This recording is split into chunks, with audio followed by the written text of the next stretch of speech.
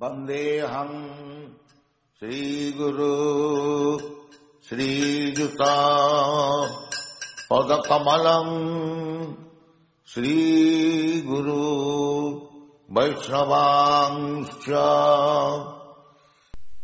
We have got experience that a child is coming from the womb of the mother. So, why you should suggest a nonsense creation that there was a chunk and there was creation? What is this? Talk on this point. Where is your experience? All of a sudden, a chunk dropped and there was creation. We have got experience that creation is there, mother is there, and a child is coming. This is the creation. So, where from this idea comes? That without father and mother, creation is possible. What is this? He is a great scientist. Chief rascal. You say that nature takes care of it all. Why nature did not take care of you?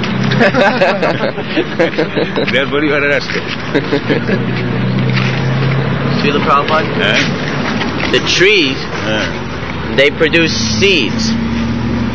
And the seed drops on the ground and then another tree comes. That's all right. There's no father. Simply... There is, that I understand. But the tree is coming from the earth. That is anywhere, just like the father gives the seed in the womb of the mother and she produces the body and it comes out. The seed is coming from the father. And that is explained in the Bhagavad. Bijo aham sarva bhutama. The seed comes from the father, that you cannot deny.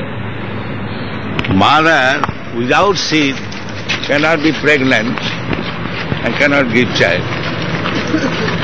That is our experience. Nature is mother. And the seed is given by the father. In science, the biologists teach that there are small animals, very small, called amoebas. And when they reproduce, they simply divide themselves into two. There's no sex. There's no father. That's how life. So, 2 or 3 or 4 or 5 coming from the life. The amoeba is the life. Not that from any stone it is coming.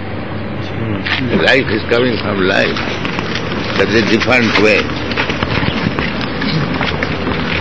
Previously, the scientists used to say that they would put dirty laundry and rotten garbage in a box.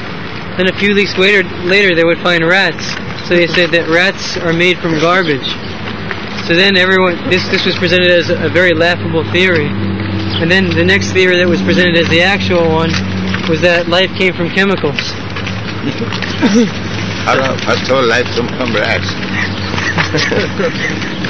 Every year they're changing their theories. Actually, their philosophy came from rats. What is that? Rat philosophy. This is called Vishchiktanulanda in Sanskrit. A scorpion is coming from the stalk of rice.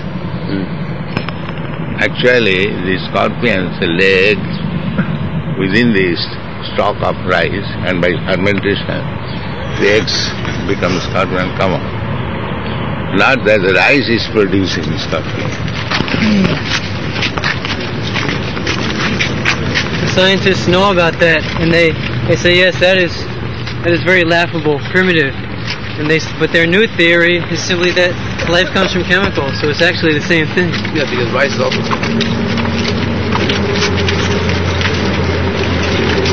fact is that they cannot even manufacture a tiny seed which will fructify. Yes, let them manufacture a seed. From that seed a big tree will come. They cannot do that. Then Some devotees are saying that cockroaches come from the vapors of impure things. yes, they come. That is called seedaja. Just like from perspiration, bugs are coming out. Seedaja. So isn't that life coming from matter? Not matter. Matter is not coming, but they are taking birth. That's the atmosphere that they get born into. So are they coming from eggs, or how are they coming? Just the soul enters the dirt? Just like it is it's a suitable circumstance from which the living entity makes his body. But how is a cockroach body formed? Just like embryo, the living entity comes and the two secretion of father and mother emulsify. It creates a situation so that he can stay there and develop better.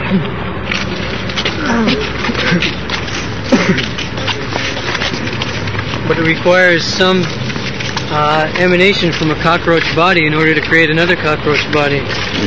So how can a cockroach body be created from vapors without contact of another cockroach? And the vapor does not create. The individual soul comes there according to his karma. And in that condition, he develops his body.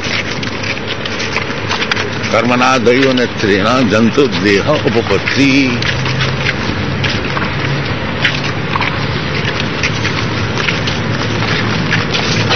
So the seed of the soul is within the vapor. The seed, when it is put into the earth, a situation is created so the soul can develop into a tree. But how would the soul develop a particular body? That is Jamaraj. You are reading the Jamaraj incident. That's all. Just like how can a living entity take birth in the fire? The argument is that how can an entity take birth in perspiration? His question, so how can a living entity take birth in the fire? Mostly our experience is that entities are taking birth from the earth. But according to the understanding, how the fishes are born in the water. See? How the other living entities, they remain in air, without air. There are 5 elements, earth, water, air, fire. Anywhere the living entities can take birth. Sarvaga. Sanu Sarvaga Achalayam. You read all these words of Bhagavad Gita. Sarvaga. From anywhere, he can take birth. do the living entities who are born from perspiration require a mother and father? No. That is mother. That perspiration is mother. So the reason why they get a particular the father body... is God. So they're just getting a particular body just due to Yamaraj. So particular... Yeah, according to the decision of the Yamaraj, he has to get a particular type of body. So scientists don't know this. It's very confusing for them. Confusion must be. How you can understand the subtle laws of God? You are dull brain. With cow dung. You cannot understand. So according to the Christians, Prabhupada, Jesus Christ was born without contact of any material fathers. He was divinely placed in the womb of Mary. That's all. Divinely placed by his father is God. That's all.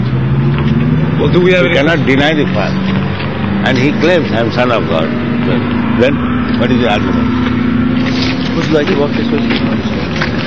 Is there any such experience in the Vedic literature, an example that we could cite on? Allah, Vedic literature apart from your argument that without Father.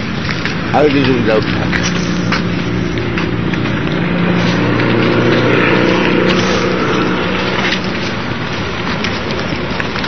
Without Father, there is no question of birth.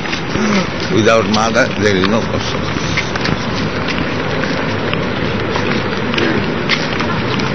Our point is that without Father, there is no creation.